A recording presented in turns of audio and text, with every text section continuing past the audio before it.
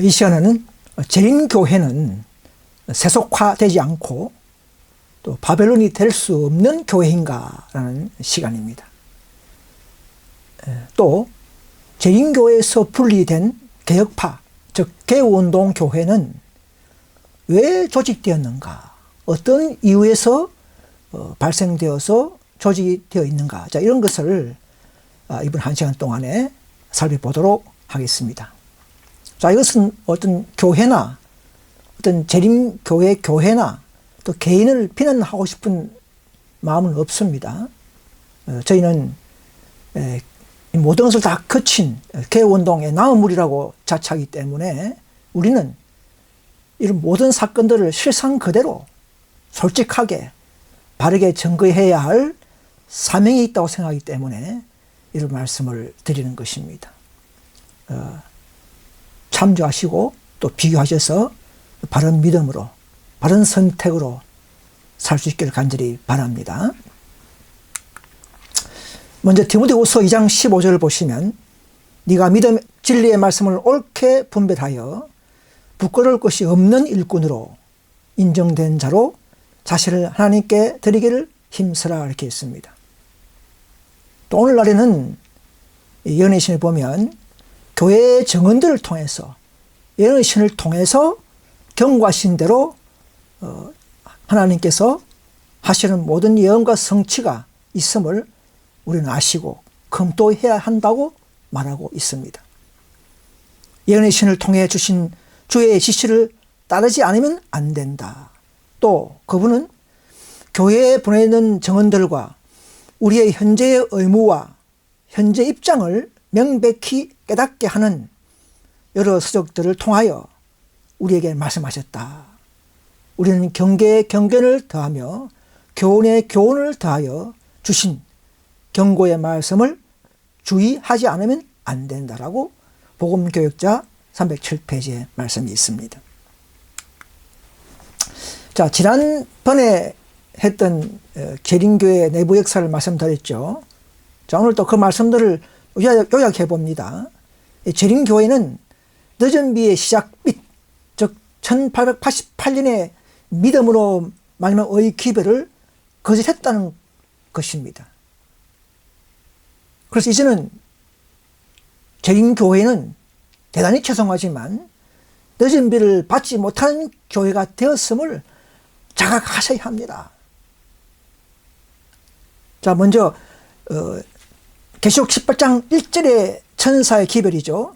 영광으로 온 땅을 환하게 비출 빛이 거절당했다고 분명히 1기별 234페이지에 말씀을 했다고 제가 말씀을 드렸습니다. 또 두 번째, 목사근면 401페이지에 보면 우리 백성은 믿음으로 말미암아 의에 관한 진리의 빛을 거절함으로 분명히 거절했다고 나오죠. 하나님의 역사하심을 반대했다라고 말합니다. 또 세 번째, 대총회 회보의 말씀을 보면 만일 기별을 받아들였다면 우리는 2년 후에 그때 하늘 왕국에 있었을 것임을 보았다. 그러나 이제는 반대했기 때문에, 거절됐기 때문에 이제는 강야로 돌아가서 40년 동안 거해야만 한다. 이런 말씀이 있습니다. 또 예언신을 보면 미네아폴리스에서 저질러진 죄악은 하늘 기록책에 남아있다. 그 당시에 재림교 대총회 목사들이, 대부자들이, 전 세계의 대부자들이 약 3분의 2가 거의 반대해버렸죠. 대부분이 반대하면 절대 늦음이 받지 못합니다. 소수의 3분의 1이 거절 안 했다 할지라도 안 됩니다. 항상 늦음비 조건은 대부분이 찬성해야 되기 때문에 그렇습니다. 그래서 그 빛을 거절한 그 죄악은 하늘에 기록되어 있다. 지금까지도. 놀라운 사실입니다. 그래서 8정은 101페이지 보시면 그들은 어디에서 실패했는지 확인해야 한다. 어디에서 실패했는지 오늘 저희가 이것을 바르게 증거해 드리려고 하는 것입니다. 또 서신에 보시면 그 당시 미네아폴리스 대총회에서 그 회의에서 사탄의 지배를 받았다. 대총회장 많은 목사님들이 사탄의 지배를 받았단 말입니다. 그래서 하늘의 빛을 거절했다는 것이죠. 시대의 소망 210페이지 보시면, 그래서 그때 말씀에 나타난 그리스도를, 존스 와건을 통하여 주신 그 기별을, 말씀에 나타난 그리스도를 거절함으로써 그들은 실체 대신 그리스도를 거절한 것이다. 그 존스 와건의 의의 기별은 정말, 믿음의 의의 기별은 성령의 기별이요, 즉 성령을 거절한, 말씀으로 오시는 그리스도까지 거절한 사건인 것을 아셔야 합니다. 그래서 초기 문집 270페이지 보시면 교회의 운명이 달려있었던 엄숙한 증거가 전적으로 무시당하거나 가볍게 평가되고 있다. 그때 그 당시에 재림교회 운명이 좌우되고 있었다는 것을 자각하셔야 합니다. 자, 이런 이야기는 재림교회에 있으면 또 재림교회 목사님한테는 결코 들을 수 없는 내용들입니다. 교회 내부의 슬픈 역사이기 때문에 누가 잘 말씀하려고 하겠습니까? 이 모든 것을 겪어온 개운동의 나무리 저희가 이런 바른 운동을 하면서 엘리야 운동하는 식으로 이 모든 것을 말씀을 드려야 하는 것입니다. 그래서 이 사건들 59페이지 보시면 이런 말씀이 있습니다. 한번 택한 재림교회, 재림교회는 초기에는 분명히 부르심 받은 교회가 맞습니다. 그러나 끝까지 180년 지난 지금도 끝까지 남은 교회가 된다는 그런 약속과 보장은 어디에도 없습니다. 자, 읽어보겠습니다. 주 예수께서는 항상 당신을 섬기는 선택된 백성을 가질 것이다. 이렇게 했죠. 유대인들이, 그죠? 그리스도를 거절했을 때에 그분은 하나님의 나라를 저들로부터 취하셔서 이방인에게 주셨다. 12교회를 또 세웠죠. 그죠? 제자교를 세웠죠. 그죠? 그래서 하나님께서는 계속적으로 당신의 사업의 모든 분야에 이 원칙을 가지고 일할 것이다. 아무리 택한 교회라도 그들이 시험받고 충성심이 떨어지면, 빛을 거절하면 그들로부터 사명을 빼앗아서 다른 사람들에게 옮긴다 이 말입니다. 모든 분야의 이 원칙을 가지고 일하신다는 하나님의 경영 방침을 우리는 들으셔야 합니다. 근데 지금도 재림교회는 이런 걸 다 무시해버리고 끝까지 우리는 남은 교회다, 남은 좋은 교회다, 다른 교회는 다 개혁파는 다 이단 교회야, 배도한 교회야, 이렇게 하면서 교인들을 속이고 또는 그냥 안주하게 만들어버립니다. 아, 슬픈 일입니다. 그 목사님들도 잘 모르기 때문에 그렇게 하는 것이 어쩜 정상일지도 모릅니다. 우리는 이 모든 것을 총체적으로 들려줘야 하기 때문에 이런 말씀을 드려야 하는 것입니다.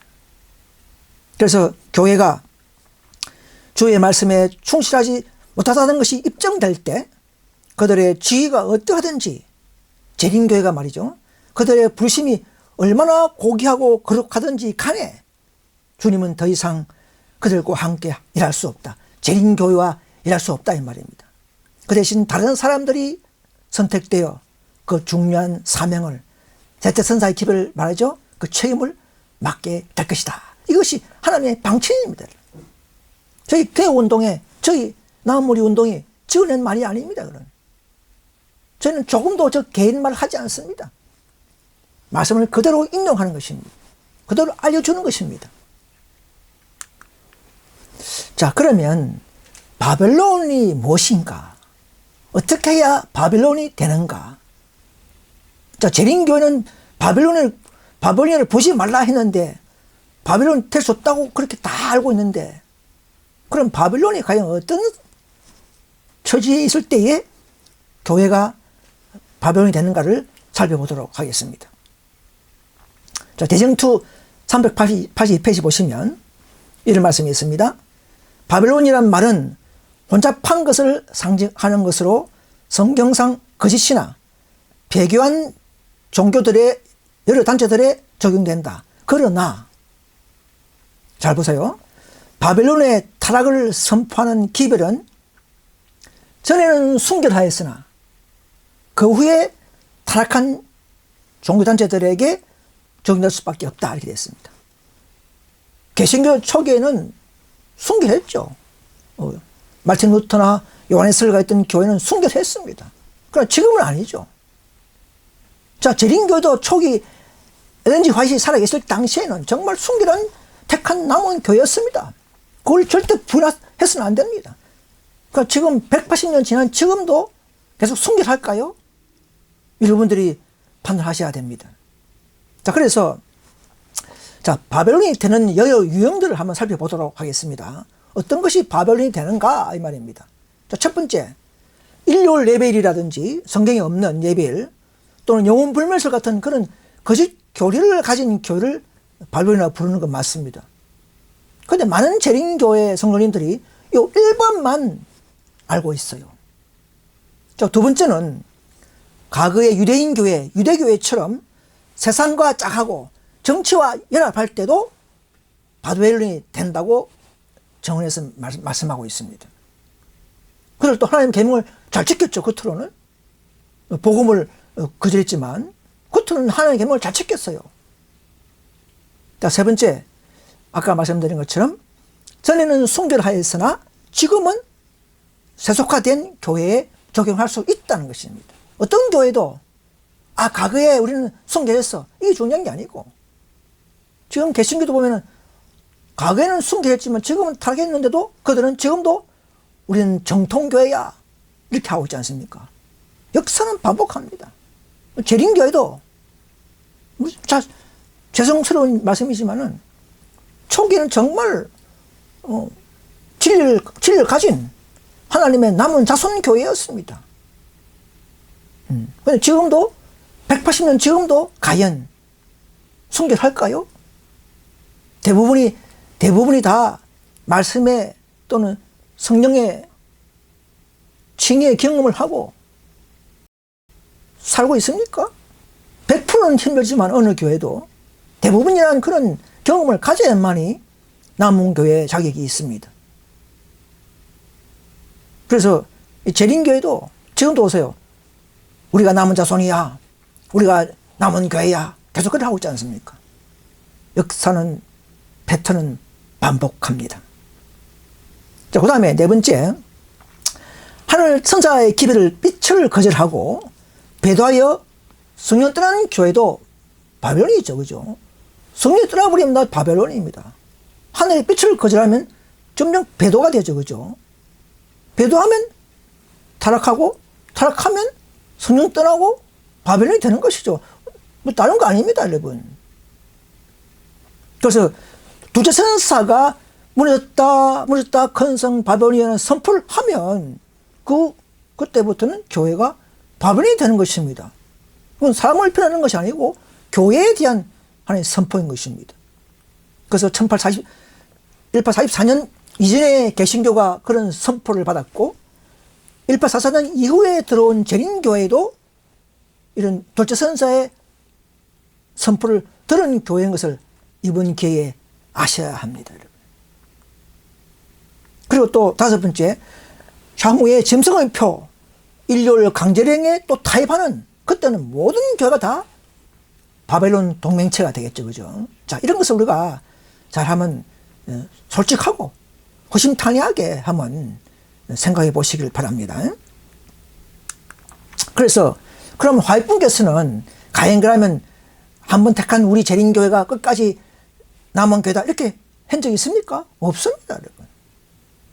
오히려 엘렌 G 화이트 여사는 우리 재림교회가 바벨론 될 위험이 있다고 그렇게 말했습니다. 바벨론의 가능성을 말씀하셨어요. 자, 성적 행실 188페이지 보시면 한 백성으로서 우리는 각성하여 이스라엘의 진영을 정결케 해야 한다. 음탕함, 불법적인 친밀성, 부정한 행색들이 대규모로 우리 교회에 들어오고 있다. 그리고 신성한 사물들을 취급하고 있는 목회자들이 이 점에서 죄를 짓고 있다. 우리는 타락한 바벨론의 자매가 될 위험, 우리의 교회는 타락하여 온갖 더러운 영과 각종 더럽고 가증한 새가 모이는 곳이 될 위험성이 있다. 자, 이 보세요. 바벨론의 본체는 아니죠. 우리는 천주교 같은 처음부터 거짓 교를 가진 교회는 아닙니다. 그러나 바벨론의 자매도 결국은 바벨론이 속하면 한 총합체가 되는 것이죠. 그리고 재림교도 바벨론의 자매가 될 수 있다는 말입니다. 바벨론화 될 수 있다는 말입니다. 화이뿐의 말씀이잖아요. 그래서 17장 2절이 뭡니까? 무너졌다 무너졌다 큰성 바벨론이여, 귀신의 처세와 각종 더러운 영에 모이는 곳과 각종 더럽고 가증한 새에 모인 곳이 되었도다. 그래서 재림교회도 각종 더럽고 가증한 새가 모인 곳이 될 위험성이 있다 이 말입니다. 그건 뭐냐면 각종 더럽고 가증한 새는 율법주의, 형식주의, 이런 정을 부정하는 것, 이런 것들도 다 가증한 새가 된다 그렇게 했어요. 그래서 또 있습니다. 목사건면 265페이지 보시면, 세속적인 것은 교회 안에 도입되지 말아야 하며 교회와 결혼하여 하나로 굳게 결속되어서는 안 된다. 이러한 길을 통해서 들어보세요. 교회는 정말로 부패하게 될 것인데, 요한계시록에 기록된 것처럼 재림교회는 각종 더럽고 가증한 새에 모이는 곳이 될 것이다 이 말이에요. 바벨론의 자매. 목사건면 265페이지입니다. 그 재림교회도 바벨론화 된다 이 말입니다. 바벨론 자매가 된다 이 말, 자매 교회가 된다 이 말입니다. 결코 이 교회가 끝까지 영원한 택한 남은 교회다, 깨끗한 순결한 교회다, 이렇게 말할 수 없습니다. 사탄이 못 들어가는, 사탄이 침투 못하는 성령 교회가 없겠죠. 어느 교회도 사탄이 못 들어가는 교회가 없다는 것입니다. 또 있습니다. 이정은 442페이지 보시면, 재림교를 향한 화이트분의 호소입니다. 호소. 나는 하나님의 공헌하는 백성들이 상태를 보았다. 고대 이스라엘과 마찬가지로 교회는 빛에서 떠나가므로 의무를 게을리함으로 품성의 거룩함과 특수함을 이루는 높고 고귀한 특권을 남용함으로 하나님의 이름을 더럽혔다. 교인들은 하나님의 그분만을 위하여 살겠다는 언약을 어겼다. 그들은 이기적이며 세상을 사랑하는 자들과 연합하였다. 교만, 쾌락의 추구, 제약이 소중히 여겨졌으며 그리스도는 떠나가셨다. 그분의 영은 재림교를 말합니다. 교회 안에서 소멸되었다. 또 그리고 445페이지도요. 이정은입니다. 하나님의 백성들은 타락한 상태에 있는 것으로 내게 나타났다. 자, 그때 당시에도 하나님의 성령이 재림교에 떠났다는 나옵니다. 또 그래서 제가 그러면 이제 성경을 가지고 어떻게 해서 재림교회에서 성령이 떠나고 둘째 선사의 기별의 선고를 받는 교회가 되었는가를 살펴보도록 하겠습니다. 자, 성경으로 살펴봅니다. 자, 개신교회가 1844년도 당시에 윌리엄 밀러의 기별을 거절함으로써 많은 목사님들이 밀러의 기별을 거절하고 밀러의 기별에 동참하는 엘렌 지 화이트를 추구시켰죠. 그죠? 그래서 1840년 당시에 윌리엄 밀러의 재림대각성, 재림을 소망하고 이런 재림을 각성했던 운동이, 비록 그것이 사건은 실수했지만 연도는 정확했죠. 그죠? 또 개신교를 그렇게 해서 여의치 않게 시험한 것입니다. 그때 개신교를 시험할 때에 개신교가 그 재림의 빛을 거절했죠. 그래서 그것은 바로 14장 7절에 첫째 선사의 기별을 개신교가 거절함으로써 둘째 선사의 선고를 받는 교회가 되어버렸습니다. 무너졌다 무너졌다 큰성 바벨론이여, 모든 그 음행으로 인하여 진노의 포도주를 먹이는 자로다. 개신교회는 1844년도에 첫째 선사의 기별, 하나님의 의의 기별을 영원한 복음을 거절함으로써 바벨론이 되었다고 분명히 선포했습니다. 그리고 성소의 문이 닫혀버렸죠. 영적으로. 그래서 이 둘째 선사의 빛을 받지 못했으므로 개신교회는 그 다음에 기별의 그 능력과 방향과 그 노선을 모르게 되어버리는 암흑교회가 된 것입니다. 그래서 개신교회는 결국 안식교회를 인정하지 못합니다. 왜?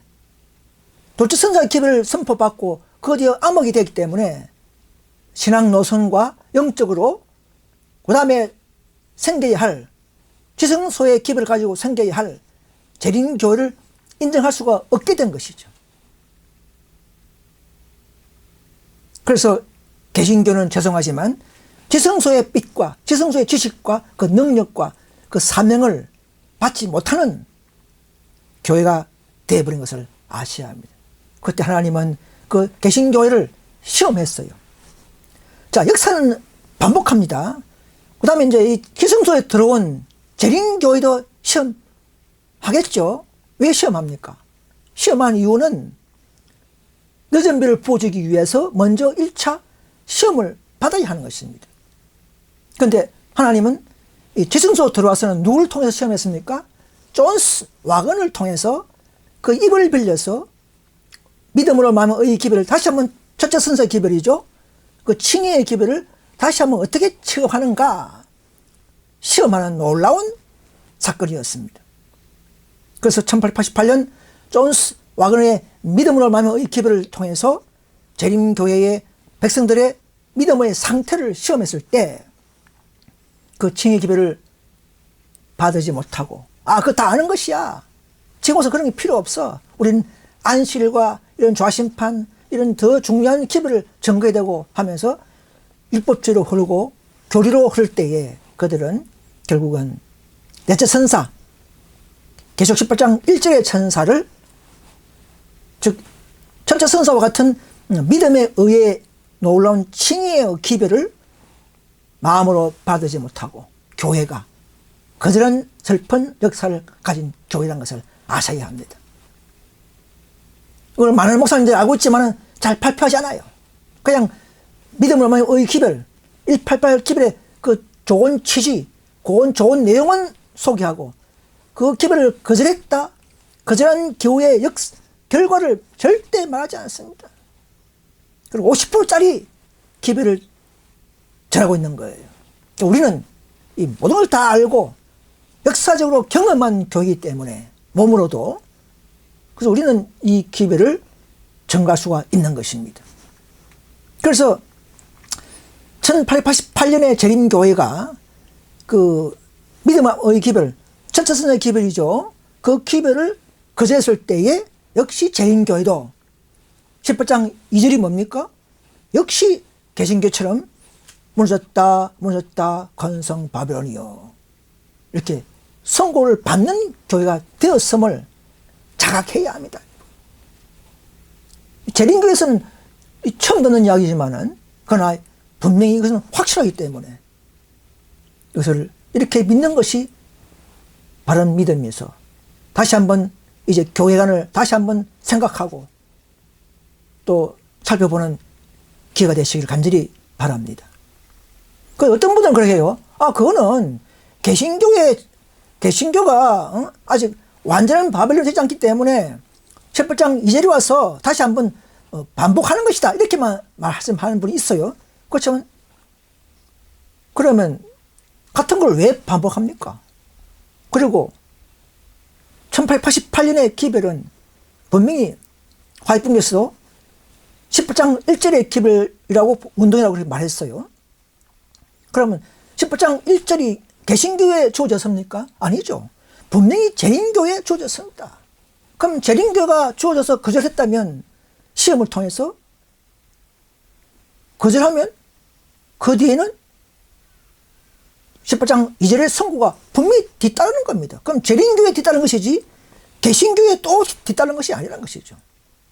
그리고 다른 건 뭐냐면 14장 8절에 개신교회에 준 둘째 선사는 그냥 진노의 포도주로 먹이는 자로다 이렇게 했지만 좀 달라요.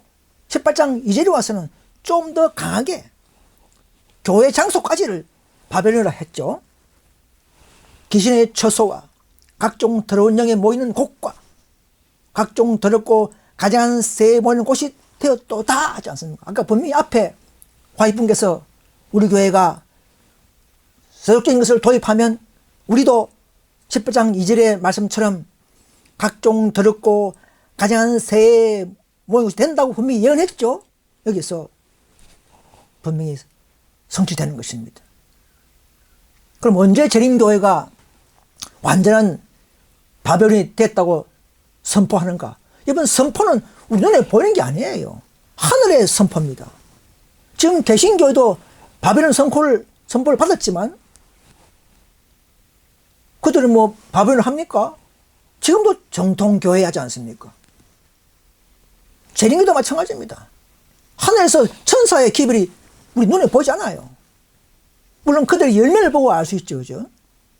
그래서 재림교회는 1914년도에 1차 대전 때에 안식일을 최종 두 번 시험이 있죠. 재림교회. 그래서 처음에는 기별로, 그 다음에는 율법으로 위탁된 안식일을 계명 어떻게 취업하는가. 그래서 전쟁 때의 재림교회는 안식일을 포기하고 신실한 성도 4,000명을 출루시키는 이 놀라운 큰 죄를 지은 교회가 재림교회입니다. 그때 완전한 열매가 드러나고 믿음이 없음을 드러나고 하늘의 빛과 율법마저도 포기해버리는 그야말로 둘째 선사의 선고를 받는 교회가 됐음을 바르게 이렇게 인식해야 합니다. 그동안에 배웠던 모든 재림교회에서 배웠던 것을 다 무시하고 이렇게 바르게 이해하는 것이 가장 성경적이요 실상적인 것을 아시길 바랍니다. 그래서 초기문집 276페이지 보시면 이 둘째 선사 기별은 1844년 교회가 아니고 1844년 이후에 들어온 교회가 재림교회죠. 이후에 있는 교회에 주어진 선포이기 때문에 1844년 이후에 교회가 처하여 온 타락상을 재차 지적하면서 반복되었다. 앞에 개신교는 1844년 이전 교회에 대한 선포였고 둘째 선사 기별, 재림교는 1844년 이후에 들어와서 타락한 교회의 타락상을 재차 지적하면서 둘째 선사가 그 일을 하는 것입니다. 그래서 초기문집 237페이지 보시면 바벨론이 무너졌다는 기별을 받고 교회들은 떠났다. 여러분, 둘째 선사의 기별을 받는 교회에서는 떠나야 합니다. 여러분, 바벨론이 완전히 무너진다 할지라도 이미 선고받은 교회는 희망이 없기 때문에 조금 무너진다 할지라도 개신교에서 나와야 되고 재림교에서도 나와야 된다는 사실을 아셔야 합니다. 왜? 둘째 선사가 선고했기 때문에 취소할 수 없어요. 바벨론이 무너졌다는 기별을 받고 교회들을 떠났다 이 말입니다. 그 당시 그 당시 엘렌 G 화이트 무리도 떠났고 오늘날 재림교에서도 신실한 무리는 또 더 온전한 진리로 또 예수가 어디 있든지 떠나야 하는 것입니다. 왜냐하면 계시록 18장 1절 늦은비 천사의 기별이죠.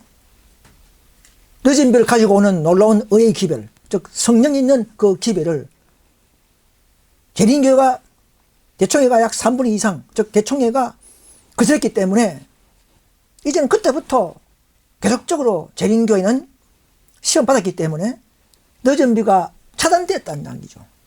즉 늦은비를 받을 수 없는 교회이기 때문에 나와야 되는 것입니다. 물론 그 안에 개인적으로는 신실한 무리가 많이 있어요.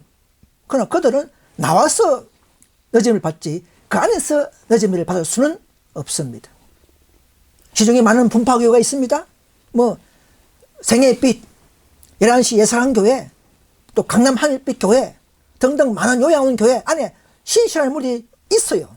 그렇지만 그들은 그 안에서 그 교회가 결코 늦은비를 받는 교회는 될 수 없습니다. 왜? 이 정통 노선이 아니기 때문에 정통 제자선사의 기별로 인한 역량과 결과로 나타난 남문계 노선이 아니기 때문에 그 안에서는 결코 늦음을 받지 못하고 그 안에 있는 신실한 무리는 나와서 나은 무리와 함께 설 때에 늦은 비가 함께 받게 될 것입니다. 그래서 184사는 이전에 개신교의 타락을 돌체선사가 선포하고 신실한 성도들은 출교되고 불이 됐죠. 그들의 그 이후가 이들이 그 후 재림교가 됐죠. 또 18장 2절이 선포될 때는 재림교의 타락을 18장 천사가 선포할 때 또 재림교에서도 신실한 성도들이 1914년도 당시에 전쟁 시에 쫓겨나면서 4,000명이 출교되면서 불이 됐죠. 그들이 바로 지금 우리 교회 전신인 개혁 분파가 된 것입니다. 역사는 딱 이렇게 하나님의 모든 계획은, 모든 섭리는 공통성이 있습니다. 반복하는 패턴이 있습니다. 그래서 예수님은 초기 문집 237페이지 보시면 진리를 높이다가 쫓겨난 항상 그 소수 개혁 무리와 함께 한다고 이렇게 되어 있습니다. 숫자가 중요한 게 아니에요. 극소수라도 앞으로 갈수록 더 이 무리는 점점 줄어들고 극소수만이 하나님의 참된 재림교회, 참된 에세이라는 것을 아셔야 합니다.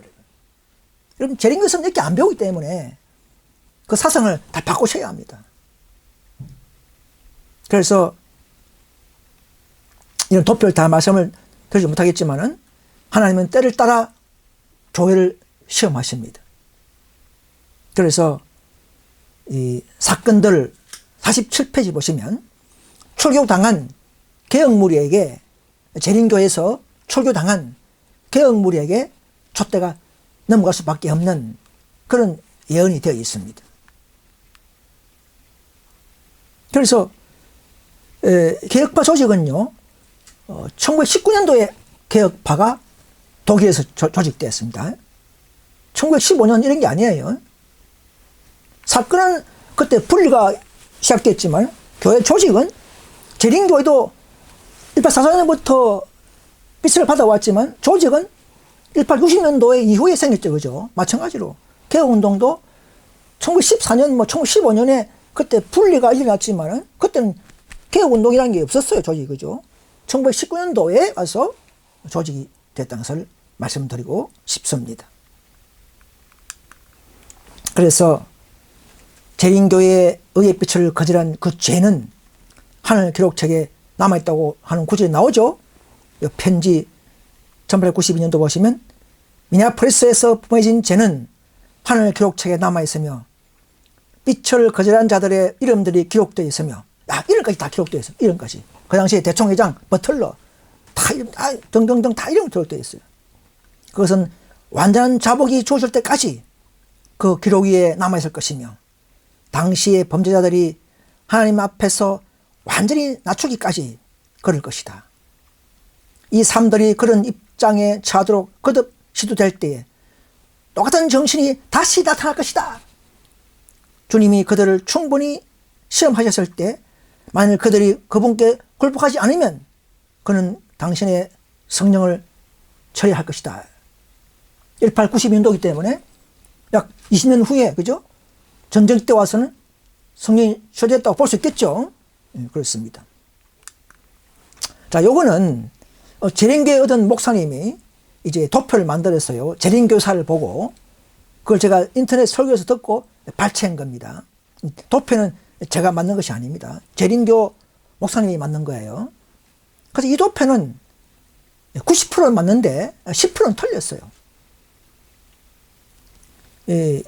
우리 것만 보겠어요. 독일 개혁파 1915년 요한비크가 독일 개혁파다, 시조다 이렇게 되어 있어요. 이건 아닙니다. 요한비크라는 사람은 개혁운동이 없습니다. 이건 재림교 강신도예요. 아까 말씀드렸죠. 개혁파는 1919년도에 생겼어요. 그죠? 전쟁 끝나고 1918년도 전쟁 끝나고 1919년도에 드디어 쫓겨난 자들이 모여서 개혁운동이 조직된 거예요. 최소한도. 예. 그런데 여기 보면 1915년도에 요한비크 독일 개혁파 아닙니다. 이 재림교회에 있는 시기파 강신도예요. 그래서 이 재림교회가 광신도 요한비크를 마치 개혁교인이 아닌데도 개혁파라고 모함하여서 꿈에서 재림교사를 만드는 거예요. 그 재림교사가 오만규 교수님이 만드는 것이죠. 그분이 그 책이 무슨 예언신 아니죠, 그죠? 개인이 만든 겁니다. 그것도 역사를 미국에 있는 재림교사를 좀 편집해서 한 거기 때문에 사람이 만든 거예요. 그걸 아셔야 합니다. 그래서 제가 이 재림교회사 보면 232페이지죠. 독일 개혁파 운동 했죠, 그죠? 이상하게 만들어놨어요. 읽어보겠습니다. 1915년에 독일에는 주로 좌심판의 종결과 예수님의 재림에 관련된 묵시를 보았다고 주장하는 6명의 평신도가 등장했다. 그중에 요한비크는 군대에 징집됐을 때에 동료 교회 청년들과 함께 예방접종을 거절하여 베를린 군 해문소에 7일간 수감되었다. 그때는 우리 개혁운동은 개혁 무리들은 군대 아무도 안 가잖아요. 다 감옥 갔잖아요. 근데 여기는 감옥 갔기 때문에 군대 갔기 때문에 이건 재림교라는 것이죠. 요한비크는. 제가 2018년도인가요? 제가 그때 한 7년 전인가? 제가 그때 미국 개혁운동 IMS 개혁운동 100주년 기념 대총회 있을 때에 제가 한국 대표로 그때 2명 갔었어요. 저도 그때 갔는데 그때 가서 제가 이걸 물어봤습니다. 이 문제 가지고. 그때 미국 대총회하고 독일 연합회 목사 있을 때에 물어보려고 했는데 마침 다른 나라에서도 똑같은 걸 물어봤어요. 아니 요한비크가 우리 독일 교인입니까? 이렇게 물어봤어요. 독일 연합회에서 이제 그분은 다 있었던 사람들이기 때문에 요한비크라는 사람은 결코 우리 개혁운동에 없습니다. 1914년부터 1915년에도 그런 사람은 없다는 이야기죠. 그때는 개혁운동이 없는데 어떻게 개혁운동 조직에 이름이 있습니까? 1919년도에 전쟁 끝나고 생긴 개혁운동 안에 어떻게 그게 1915년도에 전쟁 중에 개혁운동이 있을 수 있습니까? 그때는 많은 무리가 있겠죠. 재림교 안에, 그죠? 광신도들이.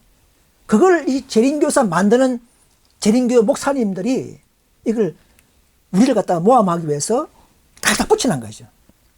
반은, 그 재림사 보면 반은 전쟁에 의해서 분리됐다는 그걸 엮고 앞에는 요한비크를 붙여놓은 거예요. 야, 교묘하게 붙여놓은 거예요. 그래가지고 저는 읽으면, 이 개혁운동이 이 광신도 요한비크가 시조였네? 이렇게 오해를 만들어놓은 거예요. 그래서 제가 직접 가서 물어봤기 때문에, 들었기 때문에 확실하죠, 그죠? 그래서 요한비크는 당시 독일 재림교회 교인인 것으로 판단됩니다. 그렇게 말했어요. 독일 개혁운동 조직은 1918년 전쟁 끝난 후에 1919년도에 결성되기 때문에 최소한도 1915년 요한비크라는 사람은 개혁운동이 교인이 될 수가 없는 거예요, 그죠? 이걸 잘 아셔야 됩니다. 그때는 다 100% 재림 교인들이에요. 또 설교 도표를 발췌했는데 보시기 바랍니다. 자, 여기서 이제 한국 재림교회 도표네, 그죠? 예, 개혁파가 또 나오죠. 1970년도에 개혁파가 교회의 바벨론화를 주장하면서 개혁 주장했다. 근데 4번 오류를 분열됐다. 이렇게 했죠. 근데 오류가 뭔지를 말 못해요. 재림교 목사님들이 결코 이 개혁운동 교회를 이단이다, 배도다 하면서 오류가 뭔지를 아무도 지금까지 수십 년 동안 한 명도 지적을 못하고 있습니다. 그냥 분리됐다, 이단이다, 배도다, 이것이 개혁운동의 오류가 뭐다는 것을 발표 못하는 이유는 바로 개혁운동이 정말 진리를 가진 교회이기 때문에 그런 것입니다. 다른 생애빛이다, 11시 교회다, 강남 하늘빛 교회다 등등 이 많은 교회들은 다 방명파다, 다 오류를 다 말하지만은 이 개혁운동은 어느 재림교 목사님들도 우리 교회 오류가 뭔지를 발견 못하고 있음을 아셔야 합니다. 왜 그렇습니까? 더 온전한 진리 교회 때문에 그렇습니다. 그래서 아까 여기 보면 이 4분의 5 됐다 하지만은 이 진리를 높이다가 쫓겨나면서 분리 개혁파가 생기는 것은 정상적입니다. 성경적이고 선미적 개혁 노선인 것을 아셔야 합니다. 왜냐하면 예능신 보면은 개혁운동은 세상 역사의 마지막까지 계속 될 것이다. 샛빛이 계속 드러날 것이다. 이렇게 했어요. 사랑하는 이도 353페이지에. 그래서 한국에는 그냥 뭐 개혁운동은 약 3개파 빠야 되잖아요. 그죠? 3개파. 그건 진리를 높이다가 앞에 너지만 내리고 있다. 안 돼. 나와가 분리 개혁되고. 또 저 말씀을 또 부정하면 또 나오게 되고. 이렇게 해서 이런 거 외에는 뭐 감정적으로, 개인적으로 스스로 놓은 분파가 아니고 재림교회처럼 진리를 높이다가 쫓겨나와서 분리돼서 이렇게 분열되는 것은 이건 정상적인 것이죠. 이렇게 보는 안목을 길러야 합니다. 지금 재림교회는 자신들을 생각해야 됩니다. 재림교회는 전 세계 수백 개가 분파되어 있어요. 미국만 해도 재림교회는 100몇십 개가, 190개인가요? 어떤 분이 전에 말하기를. 재림교회는 미국만 해도 100몇십 개 분파가 있어요. 그런데 한국에 상계파가 그게 나쁜 겁니까? 진리를 높이다가 예수가 어디든지 따라가는, 진리가 더 완전한 곳으로 나아가는, 세술은 세푸대에 담아야 되기 때문에, 그래야 둘 다 보존되기 때문에, 그렇게 해서 분리되는 것은 성경적이요 참된 개혁운동의 노선인 것을 아셔야 합니다. 다른 분파와 달라요. 다른 생명의 빛, 11시 교회, 예사람 교회, 강남 하나빛 교회, 그것도 아예 재림교회지만, 또 박명호파, 절기파, 머슴파, 전부 다 이 사람들은 다 개인적으로 어떤 진리 때문에 그런 게 아니고, 감정적으로 또는 스스로 잘해보려고 이렇게 나온 것이지, 진리 때문에 쫓겨나서 나온 것은 아니라는 것이죠. 쫓겨나서 나온 거야만이 우리는 정상적 남은 교회의 노선인 것을 인정할 수가 있어야 하는 것입니다. 그래서 부조 순위자 404페이지 보시면 이런 말씀이 있습니다. 하나님께서 당신의 사업을 인도하도록 부르신 사람들이 이루어 놓은 모든 발전은 의심을 일으켰고 그들의 모든 행위는 질투하는 사람들과 흠을 찾는 사람들로 말미암아 잘못 전해져 왔다. 루터의 시대와 웨슬리의 시대와 그 외 개혁자들의 시대에 그렇했고 오늘날도 그러하다 이 말입니다. 오늘날도 재림교 목사님들이 이 개혁운동을, 개혁파를 잘못 소개함으로써 많은 재림교 성도님들이 속고 있으며 때를 따라 전진된 제처선사의 기별의 영향으로 말미암아 분리된 남원교 노선을 모르게 하고 있는 것입니다. 그래서 지금은 스스로 연구하시고 검토하셔야만이 이 시대의 남원의 노선을 발견할 수가 있게 된 것입니다.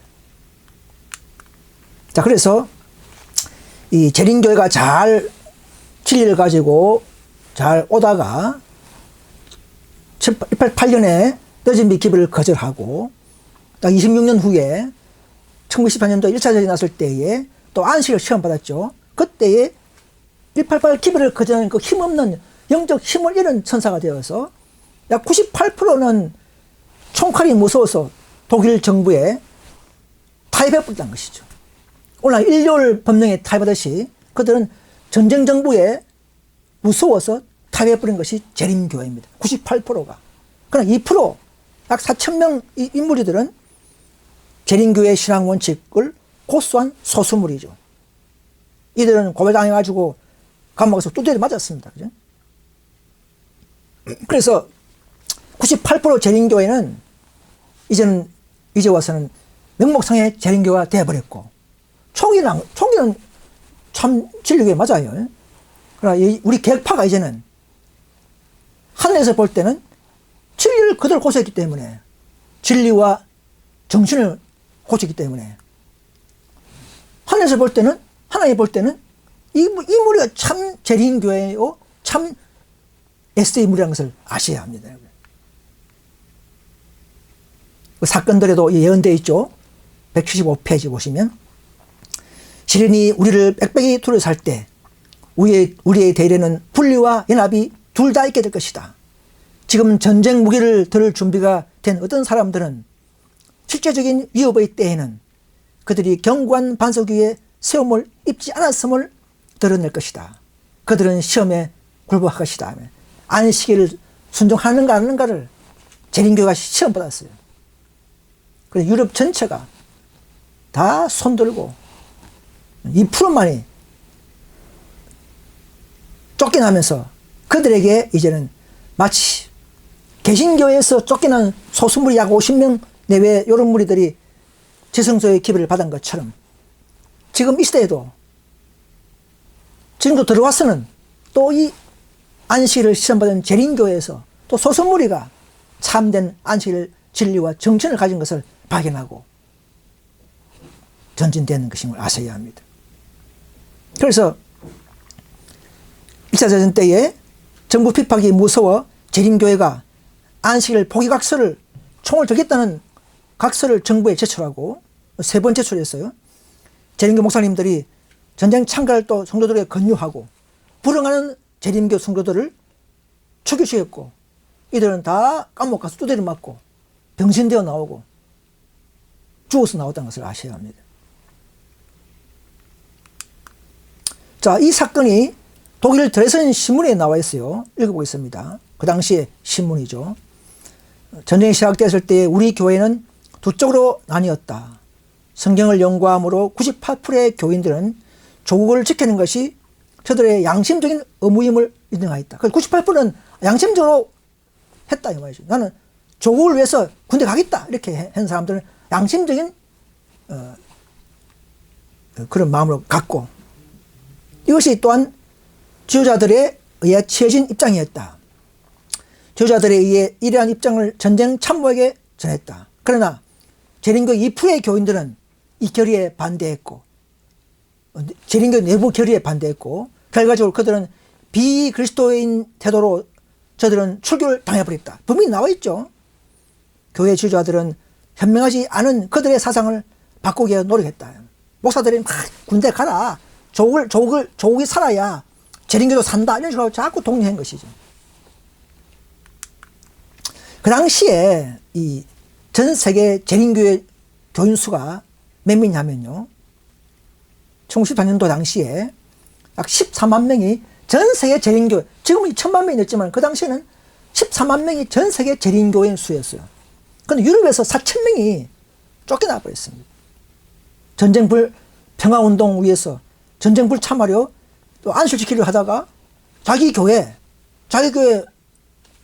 목사한테 그러니까 이 교회는 그 당시에 자기 교회가 아니고 재림교회 A교회에 있었다면 B교회 목사가 와서 전쟁을 독려했고 또 B교회는 A교회 목사가 가서 또 전쟁 참가를 이렇게 독려한 그 당시죠. 그래서 추격을 당해버렸습니다. 그 당시에 4천 명 그때 엄청 크죠, 그죠?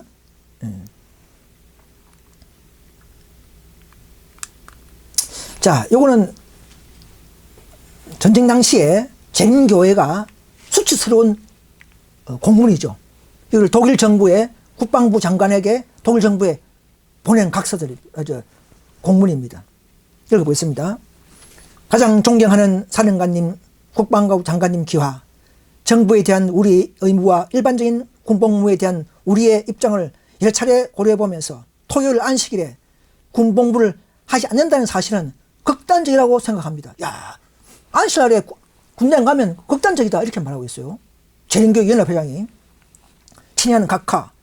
그러므로 우리는 지금 진행되고 있는 이런 특별한 전쟁 시기에 독일에 가고 있는 제7일 안식일 예수재림교인들은 다음의 원칙을 따를 것입니다. 성경의 기본 원칙과 기독교 규율들을 고수하며 안식일에 모든 일을 금함으로써 하나님께서 태초에 제정하신 안식을 지키기 위해 노력하는 반면 이러한 전쟁 시기에 우리는 조국을 수호하기 위해 뭉쳤으며 이러한 특별한 상황 하에서는 토요일 안식일에도 무기를 들 것입니다. 이렇게 말했어요.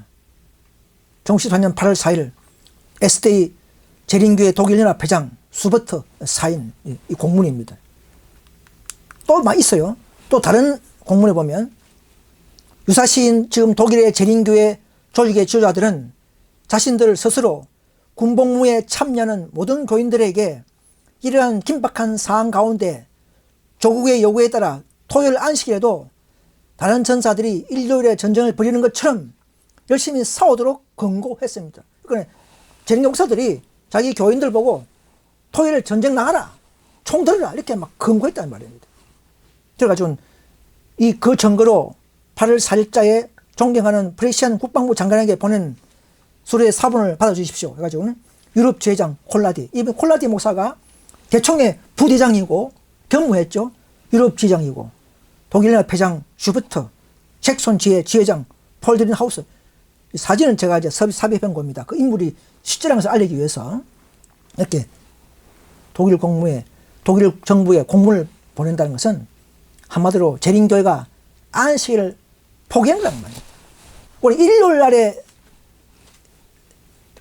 일요일 강제령에 타협하듯이 그 당시에 이 전쟁 정부에 안식일을 포기한다고 손드는 것이죠.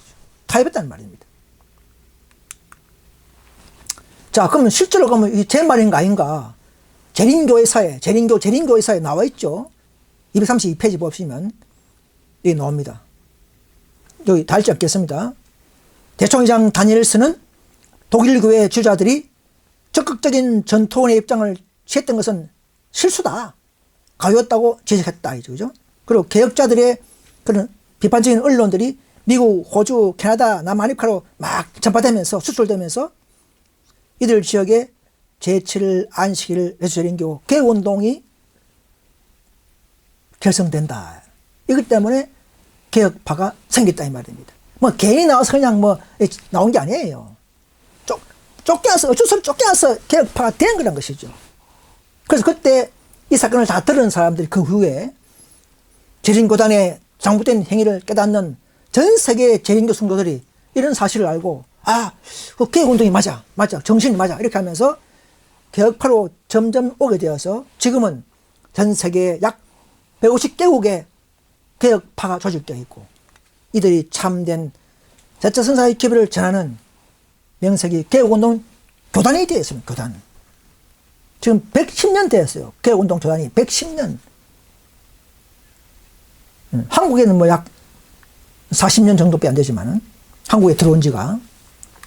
그래서 이것을 아셔야 됩니다. 많은 재림교가 이걸 모르기 때문에 성도님들이 우리가 남은 교회야, 우리 재림교회만이 남은 교회 이렇게 믿고 있는데 아닙니다. 여러분, 우리가 알게 모르게 하늘에서 변화가 있었고 재림교회 내부에서 이런 슬픈 사건이 있었고 이런 선조들의 이런 역사를 잘 검토하셔서 하나님의 뜻이 무엇인지를 더 온전한 진리가 어딘지를 따라가는 자들이 되시길 바랍니다. 그래서 보십시오. 그 재림교에서 다 나오죠. 재림교사의 191페이지 보시면 1914년에 잘못된 판단을 자인하고 자박하고 이 말입니다. 또 재림교회 개척자의 이상에 위배되는 것이지만 렌지 화이트의 말씀에 위배되지만 많은 독일의 재림교도들은 그들의 지도자들의 방침을 따랐다. 재림교 목사 말 따랐다 이 말입니다. 화이트 말씀 안 따르고 이런 말씀이 나와 있지 않습니까? 저희가 지낸 게 아니죠. 그죠? 재림교회사나 세상 신문이나 또는 역사적으로 다 나와 있는 것이죠. 그래서 우리는 뭐 생애빛이나 11시 교회나 뭐 박명파나 또는 뭐 강남하늘빛 교회나 이런 경우가 다릅니다. 그런 분들 다 분파여 스스로 생긴 그런 당파에 속하지만 우리는 성경적인 진리를 높여다가 쫓겨나서 발생되는 어쩔 수 없는 정상적인 개혁 운동인 것을 아셔야 합니다. 여러분. 그 당시에 이 전쟁 때 이 재림교에 배도한 사람들, 목사들입니다. 콜라디 목사는 대총회 부회장입니다. 대총회 부대장입니다. 유럽 지회장입니다. 수버트 독일연합회장, 폴드린 색선 회장. 그 당시 정쟁 참가라고 동료했던 안식일을 굴복했던 지도자들이라는 것이죠. 그래서 실물교훈 305페이지 보시면 백성들의 죄와 그들의 멸망의 책임은 종교 지도자들에게 있었다. 목사들에게 있었단 말이에요. 목사들에게. 목사들이 참 문제예요. 항상. 예. 백성들의 이 진리가 전하는 것을 차단시키고 잘못 가르치고 이렇게 해서 백성들에게 다 속이는 것이죠. 여러분 개신교에도 많은 보면 뭐 이단 연구가들 진용식 목사 등등 많은 이단 연구가들이 이 재림교를 잘못 소개해가지고는 개신교에 안식교를 잘못 소개하는 바람에 안식교 모르게 만들죠. 그죠? 마찬가지입니다. 재림교에도 많은 잘 모르는 재림교 목사님들이 이 개혁파를 잘못 소개함으로써 많은 재림교회들이 이렇게 그 말만 듣고 따른다는 것이죠. 그 당시에 혹은 화이트는 이것을 알았는가? 전쟁 소식을 알았죠. 그때는 이제 돌아가시기 전 뭐 한 딱 1년 전이죠. 병실에 누워 있는 상태죠. 화이트는. 1915년도에 화이트는 이제 소식을 듣고 이제 아들 WC 화이트죠. 아들이 사실을 보고했어요. 아, 유럽에 전쟁 났습니다. 아, 그랬는가? 그렇습니다. 그럼 전쟁 때 형제들이 어떤 영향을 주고 있는가? 많은 형제들이 군대에 입대하도록 강요받고 있습니다. 많은 형제들이 죽었고, 나오죠. 많은 재림교 형제들이 죽었고, 사람들이 어려움에 처해 있습니다. 많은 곳에서 고통과 어려움이 있습니다. 미국과 유럽에 있는 형제들은 군에 입대한 자들이 군에 순복함으로 잘못을 범하고 있다고 생각합니다. 저들은 무기를 드는 것은 거절하는 것이 죽음을 의미한다고 할지라도 그것을 거절하는 것이 더 바람직하다고 생각합니다. 이제 아들 화이트이 이렇게 말한 거예요. 화이트한테. 그러니까 화이트는 뭐라 했냐면 나는 저들이 군 의무를 이행해야 한다고 생각하지 않으며 시대가 마지막인 것처럼 우리의 의무를 굳건히 서야 한다고 생각한다고 대답했다. 이것이 이제 화이트의 그 교회람에 혈암장에서 아들의 혈암장에서 발견된 것이죠. 화이트는 전쟁 나고 약 1년 후에 1년 못 돼서 1915년 7월 16일 날 87세로 사망했죠. 1차 전쟁 발발하고 전쟁 중에 돌아가신 것입니다. 목사근면 16페이지 보시면 이런 말씀이 있죠. 그분의 권위는 온 세상 앞에서 분명하고도 명백하게 제시되어야 하며 여호와 율법과 상충되는 어떤 법률도 인정해서는 안 된다. 이겠죠, 그죠? 밑에 보겠습니다. 아무리 그럴듯할지라도 교회가 이 점에서 흔들린다면 하늘의 책들에는 교회가 가장 신성한 신임을 저버리고 그리스도의 왕국을 배반했다고 기록된다고 말씀했죠. 또 나옵니다. 이번 헤럴드에 보면 우리는 집총 문제와 전쟁에 참여하는 것은 우리의 구세주께서 가르치는 것과 하나님의 율법과 글자 그대로의 뜻과 정신에 정면으로 위배되는 것이라고 결정하는 바이다. 그렇지만 말씀에 저촉되지 않는 한 국가의 법률과 통치자들에게 존경을 표하는 것이 우리의 의무라고 생각한다. 우리가 진리 말씀에 부딪히지 않으면, 저촉되지 않으면 우리는 모든 세상 법률에 따라야 하는 것이죠. 그래서 보십시오. 1기벌 140페이지 보시면 하나님께서는 당신의 백성의 충성심을 시험해 오셨다 하지 않습니까? 당신께서 위탁하신 고귀한 축복을 저들이 어떻게 활용하는지 보기 위하여 시험하셨다 이런 말씀이 있습니다. 그래 그 당시에 쫓기는 개혁 무리들, 신실한 재림 성도들이 어떻게 고통을 당했는가 제가 요약해서 그 당시에 많은 감정들을 요약해서 만들어 봤는데요. 읽어보겠습니다. 그 당시에 많은 쫓기는 개혁 무리들이 징적 거부하다가 쫓겨났죠. 먼저 풀리려고 한 게 아닙니다. 개혁파는 먼저 풀리는 게 아닙니다. 스스로 분파가 아닙니다. 재림교회가 교회 해산당하지 않으려고 무서워서 자기 교인들을 초기시켰다는 것이죠. 유럽 전체에서 4,000명이 초기다 있고요. 개혁 무리들은 잡혀가가지고는 10명당 혹은 어떤 데는 3명당 1명씩 감옥 가서 두들겨 맞아 병신되거나 감옥에서 어떤 사람은 죽어 나왔다는 것이죠. 그 당시에는 굉장히 무서운 시대이기 때문에 남편이 감옥 간 이후에 부인들이 대처선다 기별을 대신 전했다 이런 말씀도 있더라고 간증이. 그래서 전쟁 끝난 후에 1919년도에 최고 당한자들이 모여서 어쩔 수 없이 개혁운동이라는 이름으로 조직된 것입니다. 스스로 조직한 게 아니에요. 그래서 그 당시 재임 신문을 보고 내부 자료를 보니까 쫓겨난 자가 2%였구나. 우리가 2%였구나. 우리가 유럽 전체에서 2%구나. 이런 걸 스스로 아는 거예요. 그죠? 알은 것이죠. 그 뒤에 개혁운동에서. 그러나 이제 그 뒤에 쫓겨난 우리 대표들이 이제 대총회 면담을 요청하고 두 번 갔죠. 대총회장보다 1922년 대총회 회장을 찾아가서 우리가 이 사실을 공개하고 단체로 회개하고 하나님 앞에서 회개하고 다시 우리 연합해서 가자 했는데도 대총회장은 그 당시 다니엘서죠. 1922년도에 공개청에서나 전체 문제는 다룰 수 없다. 창피하고 독립될 수 있기 때문에 전체 문제는 다루지 못하도록 이렇게 한 거예요. 그러니까 결국은 나중에는 두 번째 방문 때는 대총회 장소에서 문제박대 당해버렸습니다. 그래서 어쩔 수 없이 그때부터 조직이 되고 새선다 기별을 정할 수밖에 없었다는 것이죠. 이것이 바로 성경 18장 2절의 예언의 실상 역사가 그런 식으로 성취되는 것을 그 후에 깨닫게 된 것입니다. 바로 우리가 바로 18장 2절의 역사로 쫓겨난 무리가 되는 거구나. 개혁운동을 통해서 계속 18장 2절이 드디어 성경에 있는 18장 2절이 성취의 실상이 된 것입니다. 이렇게 해서 역사가 일어나는 거예요. 그래서 그 당시 십계명을 어기고 안식일을 못 지키는 전쟁 참가를 안 하고 평화를 외치던 그 신실한 무리들이 교회가 고발해서 감옥에 가가지고는 두들기를 맞거나 병신되거나 어떤 사람은 죽어서 나왔다는 것입니다.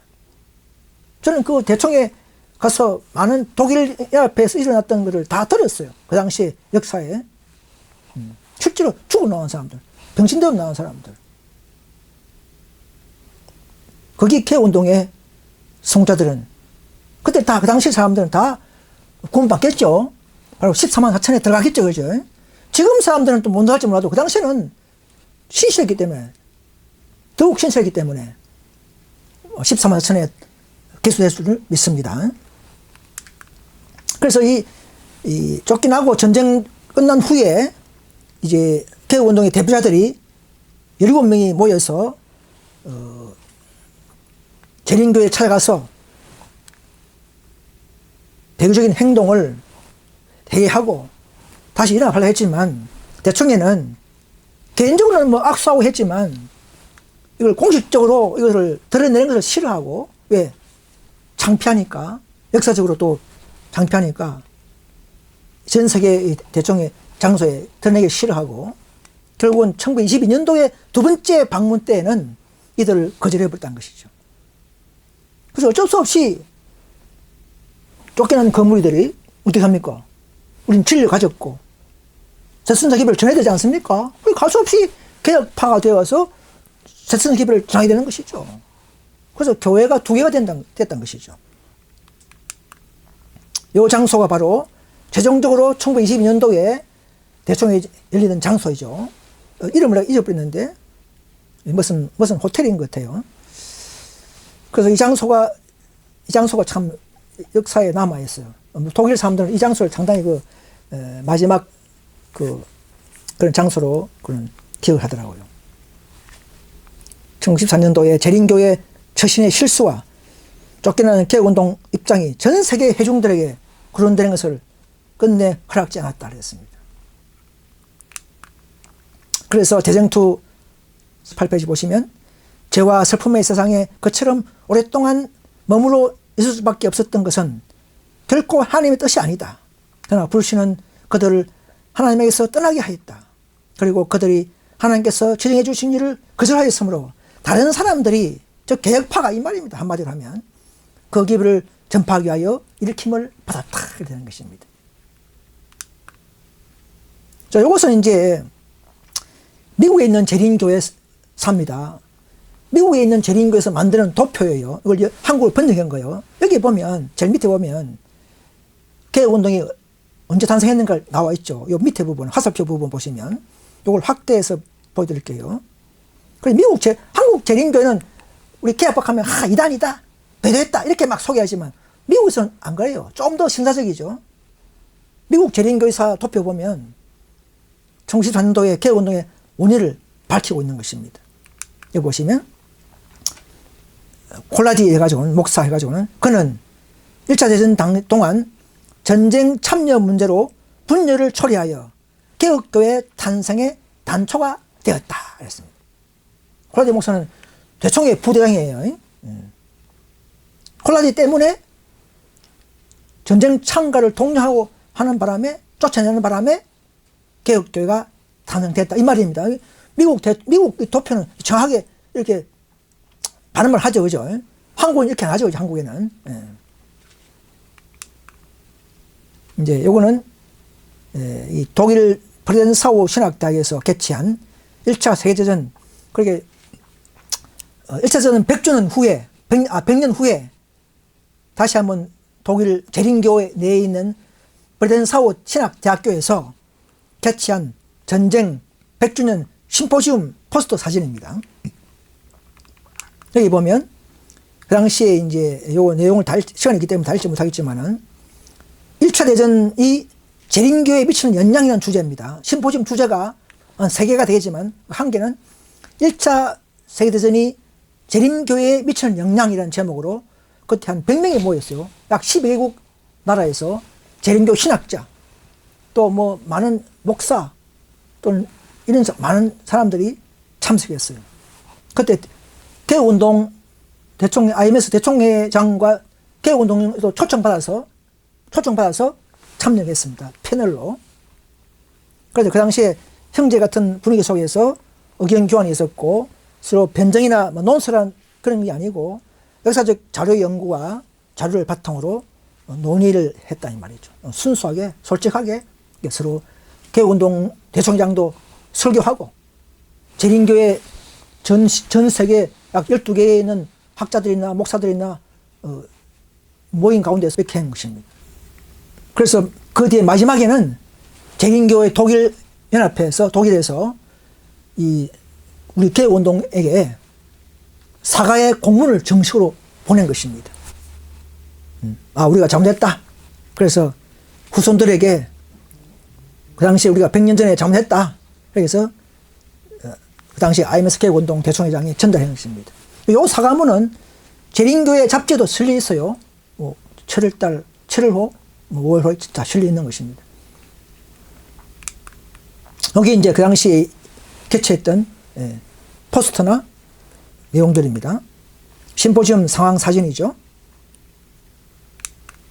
그 당시에 많은 사람들이 이제 사진도 찍고 촬영하면서 이렇게 한 100명이 모였습니다. 12개국에서요. 여기 이제 특히 이제 신학자, 지도자들이 모여서 개혁운동 대표자도 2명이 포함되어 있어요. 독일 프레덴사우 심포시움 당시 재림교회 신학자들과 대표자들과 개혁운동교회 대표자들과 회의하는 모습입니다. 앞에 앉아있는 분이 개혁운동 대총회장이에요. IMS 대총회장입니다. 수아레즈 대총회장이에요. 공식 초청받고 그 당시에 쫓겨났던 개혁무리의 입장을 발표하고 있는 것입니다. 한국은 이렇게 안 하겠죠. 한국은 개혁운동 게시판에 글만 쓰면 쫓아내버리죠. 강타식이죠. 그죠? 외국에는 신사적입니다. 한국은 하도 그렇게 좀 뭔가 그렇죠. 그죠? 재림교 신학자, 목사 등 심포지움 참석자 앞에서 개혁운동 대총회장이 지금 전쟁 당시에 일어난 상황들을 설명하고 있는 것입니다. 각 나라 재림교 소속에서 많은 분들이 참석해서 듣고 있습니다. 옆에 있는 분이 조지 나이트 교회사 학자죠, 그죠? 이분하고 이제 개혁운동 대총회장하고 대화하고 있는 모습입니다. 그래서 여기 이제 독일 재림교에서 개혁운동에게 사과 공문을 보내는 것을 한국어로 번역한 겁니다. 읽어보겠습니다. 당시 독일 재림교단의 생존에 대한 염려 때문에 하나님의 말씀과 반대되는 권면이 주어졌으며 이는 분열과 깊은 상처를 가져왔습니다. 그들은 진리를 못 들인 재림교회에 문제를 제기하는 교인들을 부정당하게 고발하였으며 그 재림교가 고발했다 이 말이에요. 개인적으로 국가 공격력에 의해서 추적당한 경우도 있었습니다. 지금 그들 중 아무도 살아있지 않지만 우리는 두 개혁운동 교단에 있는 그들의 후손과 친척들에게 우리의 실패에 대한 용서를 구합니다. 재림교회가 개혁운동에게 사과를 하고 있는 모습이에요. 이걸 재림교회들은 모릅니다. 한국의 많은 목사님도 모를 거예요. 알아도 말 잘 안 할 거예요. 이거는 분명히 재림 잡지도 나와 있습니다. 이 사건들이. 여기 보세요. 독일 재림교회 요하네스 네테르 연합회장이 사인했고 건튼 마헬 부연합회장이 사인했어요. 우리가 정말 잘못했다. 그 당시에 쫓아낸 거 잘못했다. 사과한다 이 말이에요. 이미 사과했지만 이미 그 없어진 물이죠. 그때 분리된 것은 이미 분리된 거예요. 여러분 천주교회가 많은 기독교인들을 수천만 명 확산했죠. 지금 교황이 뭐 사관대 되는 건 됩니까? 이미 역사는 시험받고 없어진 것입니다. 이걸 아셔야 합니다. 자, 요거 이제 한국어 원문을 자, 읽지 못하겠지만, 달지 못하겠지만, 요게 한국어 번역본이고요. 요거는 이제 독일 원문입니다. 독일 재림교에서 개혁파에게 공식 사과하며 보낸 독일어 원본입니다. 요거는 영어 원본이, 영어본이죠. 영어로 된 거죠. 그래서 남은 우리의 공통점은 우리 개혁파는 이 말입니다. 우리 개혁파는 재림교회는 남은 무리가 아니죠. 재림교회는 남은 자손이에요. 1844년 당시에는 남은 무리가 아닙니다. 그 당시에는 여섯째 교회의 남은 무리여서 교회 시대의 남은 자손이지. 재정소 시대의 시작교회지. 재정소 들어와서 남은 무리는 아니죠. 재림교회는. 일곱째 교회의 대표 교회지. 남은 교회는 아닙니다. 우리는 일곱째 교회에 들어와서 최종 말세에 남은 무리가 있는 것이죠. 이거 다른 것이죠. 그죠? 그래서 이 개혁 무리는 진리와 율법을 높이다가 추격당했을 때만 발생될 수가 있는 것입니다. 당위성이 되는 거예요. 스스로 분파하려고 하지 않았다. 나온 그들을 통해서 예언 진리가 더욱 밝아졌다. 뭐가 밝아졌다고요? 십부장 천사의 책에 대해서 더 밝혀나가는 거예요. 재림교는 십사장 천사, 제트천사에 대해서는 완벽하지만 십부장 천사부터는 재림교가 다 세세가 모호하죠. 그죠? 영향과 결과와 노선을 모르죠. 그죠? 우리는 그걸 이제 밝히기 때문에 우리가 한 발 앞선 것이죠. 여러분, 그 니고데모가 율법 학자지만은 베드로는 어부죠. 무식한 어부잖아요. 그런데 뭐가 장점이 있습니까? 니고데모는 과거의 모든 역사는 구약 성경은 바상하지만 베드로는 구약 성경은 전체적으로 뭐 학자같이 모르지만은 실제 일어난 부활을 보신 것이죠. 부활, 예수님의 부활을 직접 본 자들이라는 것이죠. 12 제자들은. 그걸 전한 것이죠. 오늘 우리도 지금은 십부장 천사가 이 시대를 좌우하기 때문에 십부장 천사의 전후 배경의 역사와 활동을 가지고 있는 무리가 남은 무리란 것이죠. 그것이 개혁파라는 것이죠.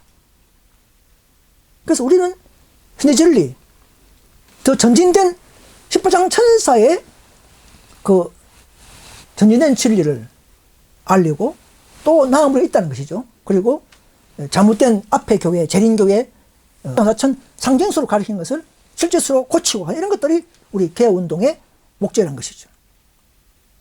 그래서 앞에 재림교회가 기별을 거절했을 때만 개혁운동이 탄생 가능합니다. 그래서 남은 무리는 이 시대에 후반에 생기에 맞습니다. 재림교회는 초반에 생겼잖아요. 불신받은 교회잖아요. 초반에 남은 자손교회지 이 시대에 남은 무리가 될 수는 없는 겁니다. 그죠? 그래서 이 남은 무리가 야고보의 집에 무너진 진리를 수습하는 운동이고, 그러나 앞에 교회는 인정하지 않죠. 재림교가 개혁파를 인정합니까? 안 하잖아요. 그죠? 이단으로 오해를 받게 되는 것이 항상 반복됩니다. 그럼 거짓 개혁 분파들은요, 어떻습니까? 그냥 스스로 나가서 만든 당파죠. 진리 문제로 싸우다가 쫓겨난 것이 아니고, 그냥 뭐, 개인적으로 잘해보려고 나온 자들죠. 생애빛, 11시 교회, 기타 독립 요양원 교회들. 그들이 아무리 설교를 잘하더라도 그들은 남은 결과가 볼 수 없습니다. 간이 있는 신선한 무리는 마지막에 때가 되면 나와서 늦음을 받게 하는 한 무리에 가담하는 무리지, 준비하고 있는 무리지, 그 안에서 결코 늦음을 받을 수 없습니다. 재림교 마찬가지로. 그래서 또 어떤 분파들은 기초를 무너뜨리죠. 변질시키고, 뭐, 태음력 안식일, 삼일체 부정, 이런 것들은 다 진짜 그거는 거짓 분파죠. 우리는 기초를 무너뜨린 적이 없어요. 기초를 더 세우는 교회들, 우리는. 상대수가 아니고 실제수다. 더 세우는 교회들이에요. 이 다릅니다. 그죠? 그들은 다 예언신을 부정하거나 또 부분 적용하거나 이렇게 잘못 적용하거나 이런 것들 다 소위 재림교 분파들이 그렇게 하는 것이죠. 또 소소한 거 가지고 무슨 새끝이다, 새로운 캡이다 하는 것도 다 그는 잘못된 분파들이 하는 모습입니다. 또 그런 분파들은 한 명의 목사가 우상화되어서 주도하죠. 그죠? 이런 것들은 다 잘못된 분파입니다. 정말 나은 무리 운동은 앞으로도 어떤 갑질하는 그런 삶이 있으면 안 되고, 우상화되어서는 안 되고, 정말 오직 진리를 위해서, 마지막 사명인 성교를 위해서 모두가 올인하는 그야말로 참된 다섯째 운동의 모습이 되어야 할 것입니다. 오늘은 여기까지 하고, 다음엔 어떤 걸 하냐면, 재림교 안에서 유행하고 있는 심각하게 곡해된 말씀을 살펴보도록 하겠습니다. 첫째는 뭡니까? 남은교는 바벨론으로 보지 말라 하지 않느냐? 또 두 번째는 재림교에서 풀어내라는 기회를 주지 않았다. 이런 문제. 또 세 번째는 어떤 형태의 새로운 조직도 구성할 수 없다 했지 않느냐? 이런 문제. 또 재림교가 비록 결함이 있어도 그리스도의 최고의 관심 대상이다. 끝까지 남은 교회다. 이 말이에요. 그런 문제. 또 개혁하려면 나가서 하는 게 아니고 이 안에서 개혁해야 되고, 이 안에서 마지막에 가서 개혁 무리가 생긴다. 이렇게 오해를 하고 있죠. 많은 성도님들이 그렇게 믿고 있죠. 그죠? 이런 것을 위해서 바르게 또 설명하는 시간 하겠습니다. 오늘 여기까지 하겠습니다. 대단히 감사합니다.